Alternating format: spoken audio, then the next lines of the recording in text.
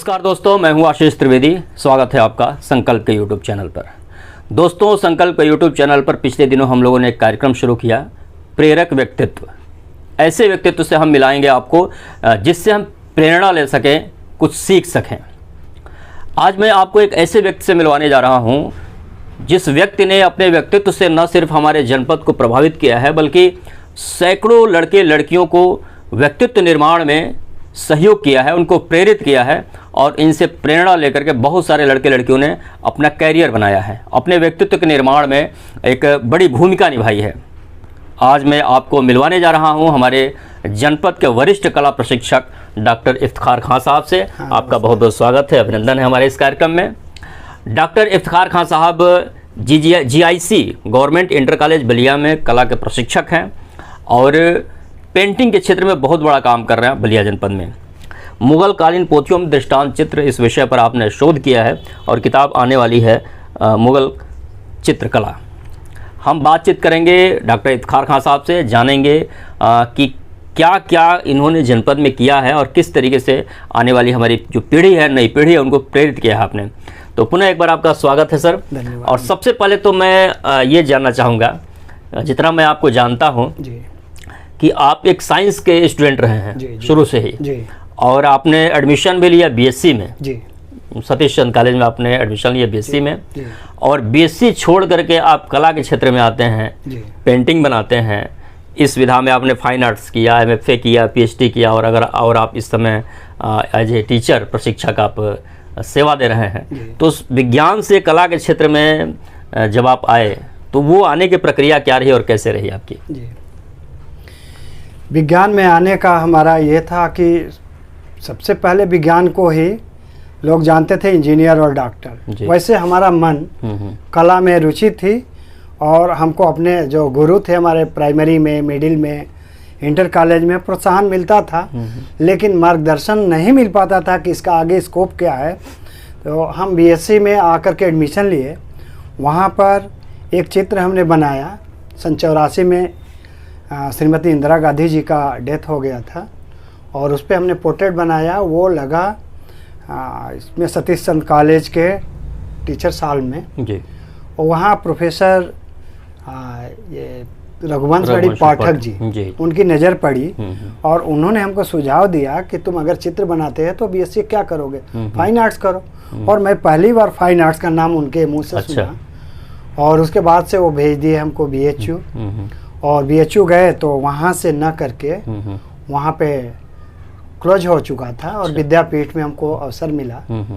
तो इस तरह से हम विद्यापीठ में professor Manjula Chaturvedi ji, professor Premchand Vishwakarma ji, BHU के प्रोफेसर हीरालाल प्रजापति जी का सानिध्य मिला और इस तरह से हमने अपने फाइन आर्ट्स की पढ़ाई की आपने। मतलब साइंस से कला के क्षेत्र में इस तरीके से आप जो है आते हैं। एक चीज़ की, जब आप साइंस छोड़ करके कला के क्षेत्र में आए तो एक सामान्य जो धारणा है लोगों की कि साइंस वाले सुपीरियरिटी अपने आप को आते हैं कि साइंस वाले सुपीरियरिटी कॉम्प्लेक्स और आर्ट्स वाले हैं थोड़ा सा उनको दोयम दर्जे से देखा जाता है जी। तो इसको कितना झेलना पड़ा आपको अपने जीवन में? हाँ, ये तो जब मैं साइंस का स्टूडेंट था तो उस टाइम भी हमको यही लगता था कि नहीं, साइंस ही सबसे बेटर है और इसके आगे आर्ट्स कुछ नहीं है।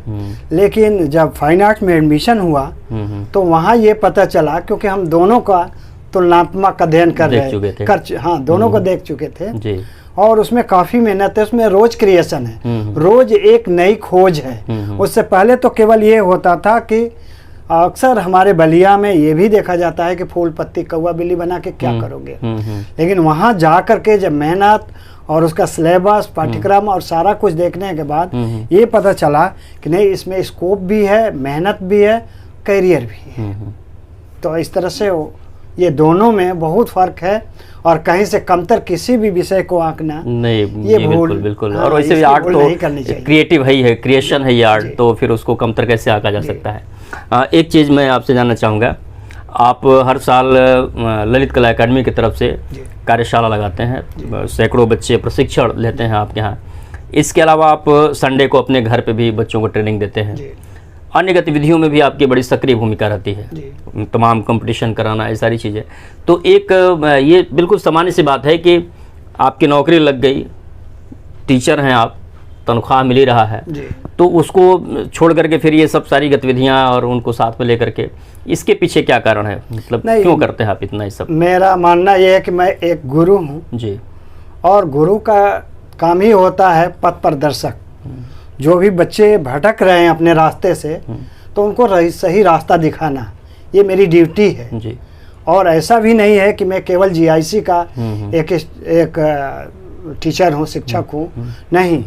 इसमें मैं ये चाहता हूँ कि जीआईसी नहीं, ट्रेन में भी अगर कोई मिल जाए और अगर हम गुरु हैं, वो बच्चा, उसको निर्देशन चाहिए, उसको चाहिए कि हम किस दिशा में जाएं, तो वहाँ ज्ञान देना हमारा फर्ज है। हमसे इससे मतलब नहीं है कि वो कहाँ का है, कौन है, क्योंकि ये मेरी ड्यूटी है। बिल्कुल। और हमने ये किया कि बलिया में जब हम आए तो देखे कि यहाँ पे एक साइन बोर्ड पेंटर के अलावा अगर कलाकार समझा जाता था तो साइन बोर्ड पेंटर तक, लेकिन इसके कोर्स के बारे में लोग नहीं जान पा रहे हैं, न जान पाते थे, अभी बहुत का ज्ञान नहीं है कि उनका बच्चा बहुत ही अच्छा ड्राइंग बनाता है, फिर उनको पता नहीं है कि इसका स्कोप क्या है।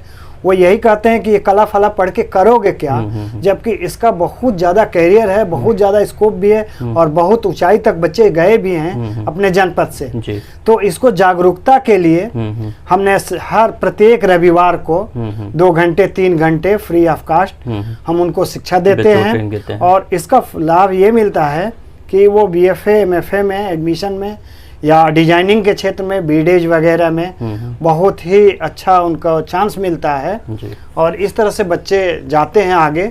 और इसमें एक बहुत बड़ा हम उनको धन्यवाद भी देना चाहेंगे कि ललित कला एकेडमी का रोल इस जनपद पे उनका हमेशा से ही रहा है, सन 2008 से लेकर के और कोरोना काल तक उनका लगातार यहाँ बलिया में अपना प्रशिक्षण का ग्रीष्मकालीन कार्यशाला का आयोजन होता रहा और नतीजा ये रहा कि बच्चे बहुत ज़्यादा निकले उससे। और इस क्षेत्र में हमारे बच्चे B.Dej M.Dej फाइन आर्ट्स करके प्रोफेसर अच्छी कंपनियों में नौकरी पे हैं और ये जा रहे हैं। हमको सुन करके देख करके बड़ा हमारा भी IIT में इसका स्कोप है, जबकि जब भी सवाल ये होता है तो लोग कहते हैं कि तो इंजीनियरिंग का है IIT, आपका कला का उसमें, लेकिन उसमें बैचलर ऑफ डिजाइन है जो UCET के तहत जाते हैं, B.Dej M.Dej करते हैं। हमारे जनपद के कई बच्चे वहाँ से मुंबई IIT से किए हैं और अच्छे पैकेज पे। इसका जैसे अभी आपने करियर की बात बताई, तो मैं चाहूँगा बताना ये कि दर्शकों को हमारा आप ये बताएं कि पेंटिंग में सामान्य रूप से यही सोचा जाता है, समझा जाता है कि आप ड्राइंग कर रहे हैं या किसी का आपने चित्र बना दिया या फिर किसी चीज़ को देख करके आपने बना दिया तो वहीं तक, या फिर उससे आगे बढ़ करके ये सोचा जाता है कि पेंटिंग के क्षेत्र में एक टीचर बन जाएंगे। लेकिन आज कितना उसका स्कोप बढ़ा हुआ है, किन किन फील्ड्स में हम करियर बना सकते हैं अगर हम पेंटिंग सीखते हैं तो संक्षेप में इसको सर। नहीं, इसमें तो बहुत सारे फील्ड हैं, यह सही बात है, केवल पेंटिंग को ही हमारे यहाँ जानते हैं। वैसे अप्लाइड आर्ट है, इसमें पूरा एडवर्टाइजिंग डिजाइनिंग है, इंडस्ट्रियल आर्ट उसको कहिए, इंडस्ट्रियल आर्ट है, तो ये है पोर्ट्रेट एंड सिरेमिक है, मेटल क्राफ्ट है, सिरेमिक है, स्कल्पचर है, टेक्सटाइल डिजाइन है, बहुत सारे पेंटिंग है, बहुत सारे ट्रेड हैं जिसको लोग जानते ही नहीं हैं। जब उसमें एडमिशन होता है तो बच्चों का जिसमें रुचि होती है उसमें करके और उस प्रोफेशन में वो अच्छा कर सकते हैं। तो इस तरह बहुत ज़्यादा स्कोप है। ऐसे जनरली तौर पे हम पेंटिंग को ही जानते हैं इधर, लेकिन इसमें बहुत सारे ट्रेड हैं और उसमें बहुत स्कोप है। बिल्कुल, ये सबसे महत्वपूर्ण बात ये मैं अपने दर्शकों को बताना चाहूँगा कि आमतौर पर ये जो धारणा चल रही है कि स्कूल में पढ़ाई नहीं हो रही है, टीचर पढ़ा नहीं रहे हैं, बच्चे आ नहीं रहे हैं, और टीचर भी ये मान लेते हैं कि हम बच्चे नहीं आ रहे तो हम किसको पढ़ाएं, और बच्चे भी मान ले रहे हैं कि टीचर नहीं आ रहे तो हम कहाँ जाए पढ़ने के लिए। उस धारणा को डॉक्टर इफ्तिखार खान साहब ने तोड़ा है कि ठीक है कि स्कूल में अगर बच्चे नहीं आ रहे हैं तो बच्चे तो है ना पढ़ने वाले, सीखने वाले, तो बच्चे हमारे घर पे आ सकते हैं, हम कार्यशाला आयोजित कर सकते हैं, लेकिन अगर हम गुरु हैं तो उनको कहीं ना कहीं प्रशिक्षण दे करके उनको मार्गदर्शन हम जरूर करें। और ये चीज़ सीखने वाली है, हम सभी को सीखने की ज़रूरत है डॉक्टर साहब से। डॉक्टर साहब, एक चीज़ ये मैं जानना चाहूँगा कि जो नए बच्चे आ रहे हैं जो बिल्कुल पेंटिंग के बारे में भी क भी नहीं जानते हैं और वो इस फील्ड में करियर बनाना चाहते हैं कि हम पेंटिंग के फील्ड में फाइन आर्ट्स करें और तमाम चीज़ें, तो शुरुआत वो कहाँ से करें, कैसे करें? वो इसमें सबसे मुख्य जो बात होती है नए बच्चों के लिए तो एक शिक्षक का काम होता है उसके अंदर रुचि जगाना। अगर उसके अंदर थोड़ी सी भी रुचि है तो उसको प्रोत्साहित करके और ड्राइंग के तरफ ले जाना, और उस बच्चे का फिर इंटरमीडिएट तक हम देखते हैं, क्योंकि ये जो सारी गतिविधियाँ है इंटरमीडिएट के बाद ग्रेजुएशन कोर्स है, तो इंटर तक उसको जिस भी दिशा में पढ़ रहा है पढ़ने दीजिए, लेकिन उसका काउंसलिंग करिए आप पहले से ही, ताकि वो प्रवेश परीक्षा को पास कर सके, और उसको XYZ कुछ भी बनाते देना चाहिए। जब वो हाई स्कूल में जाए तो उस टाइम से उसका जिसमें रुचि हो उस दिशा में बढ़ाना चाहिए। और ख़ास करके कला में जो आते हैं तो उनको अब हम फोकस करते हैं प्रवेश परीक्षा के तरफ, कि तुम प्रवेश परीक्षा में ये चीज़ इस पैटर्न पे काम करो, और वो बच्चे करते हैं, क्योंकि उसमें थ्योरी कुछ टेक्निकल चीज़ें हैं, उसको बताना ज़रूरी होता है, और उस तरह से बच्चे करते हैं। वैसे मैं एकदम बिल्कुल शुरुआत के बच्चों को फ्री छोड़ते हैं और उनमें केवल रुचि जगाते हैं, और जब वो इंटरेस्टेड हो जाएगा, रुचि जग जाएगी, तो फिर वो उसमें काम करने लगता है, और लट जाते जाते तैयारी करके वो निकल जाता है। और जहाँ फाइन आर्ट्स में एडमिशन हुआ तो वो गुरु का ज्ञान मिलता है और वो बच्चे बहुत ऊंचाई तक पहुँचते हैं। ये एक जरूरी बात मैं बताना चाहूँगा डॉक्टर साहब के उससे, कि आपका अगर बच्चा फाइन आर्ट्स में करियर बनाना चाहता है, वो चाहता है कि मैं पेंटिंग सीखूं, तो डॉक्टर साहब फ्री एजुकेशन बिल्कुल मुफ्त में प्रशिक्षण देते हैं। आप रविवार को आप डॉक्टर साहब से संपर्क करके अपने बच्चों को भेज सकते हैं, और गाइडलाइन उनको आप डॉक्टर साहब हर प्रत्येक सप्ताह आप प्रत्येक संडे को आप जो है प्रशिक्षण देते हैं। ये बड़ी बात है। एक चीज़ और मैं जानना चाहूँगा कि वैसे तो बहुत सारे आपके स्टूडेंट हैं जो राष्ट्रीय अंतर्राष्ट्रीय स्तर पर अपना करियर बना करके और स्थापित हो चुके हैं, लेकिन मैं 2-4 ऐसे स्टूडेंटों के बारे में आपसे जानना चाहूँगा कि जो किस ओहदे पे हैं वो पेंटिंग का प्रशिक्षण देने के बाद, आपसे सीखने के बाद वो। हाँ, इसमें पेंटिंग के प्रशिक्षण देने के बाद सुनील कुमार गुप्ता, वो BHU से gold medal BFA applied art में किए, और उसके बाद से अहमदाबाद NID से उन्होंने डिजाइनिंग में कोर्स किया, व्हीकल एंड मोबिलाइजेशन डिजाइन में, और आज वो गुड़गांव मारुति सुजुकी में डिजाइनर है। उसी तरह से उमैर हैं, BHU से BFA किए, और मुंबई IIT से MDes करके वो सैमसंग कोरिया में, और इस टाइम कोरोना काल में फिर इंडिया में बेंगलोर में है। फिर इरशाद है एनिमेशन डिजाइन में, वो भी अहमदाबाद में है, अच्छे पैकेज पे हैं।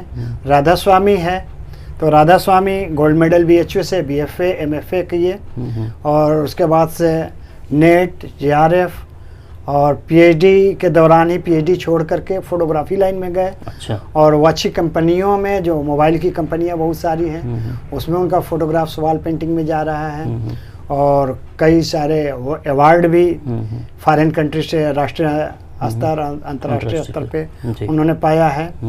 तो इस तरह से इरशाद जामिया से किए थे। फिर से ये अमृता गुप्ता है, तो वो काशी विद्यापीठ से करके फिर NID अहमदाबाद से करके टेक्सटाइल डिजाइन का काम कर रही है।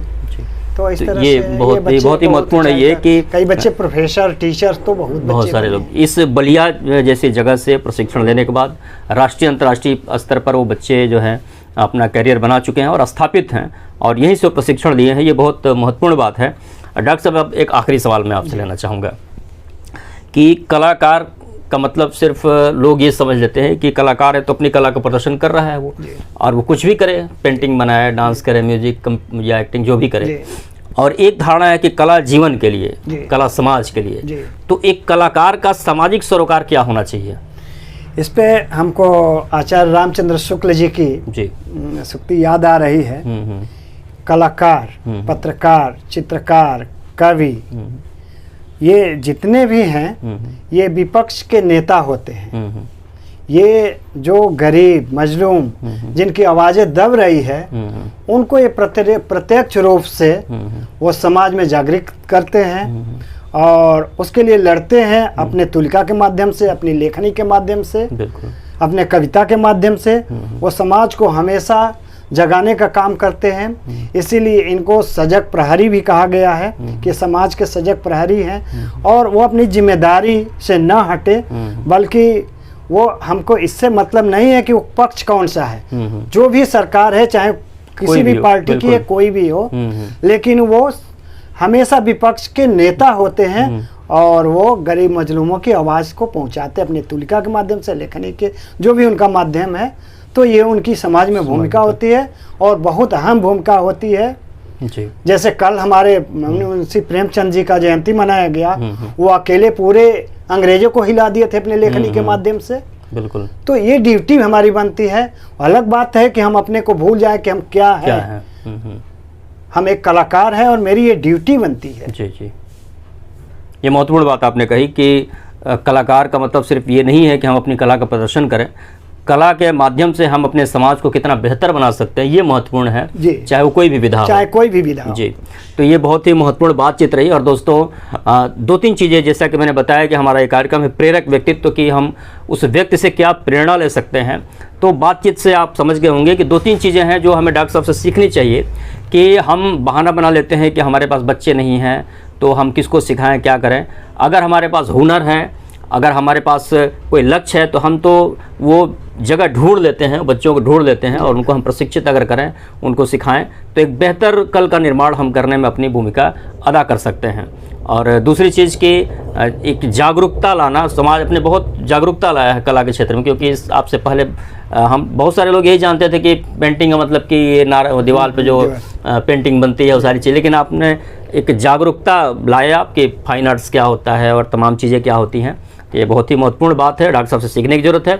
और सर, आपने हमें समय दिया हमारे चैनल के लिए और हमारे लिए, इसके लिए आपका बेहद बेहद शुक्रिया, धन्यवाद। और मिलते हैं दोस्तों फिर अगले किसी कार्यक्रम में किसी अन्य व्यक्ति के साथ। तब तक के लिए नमस्कार।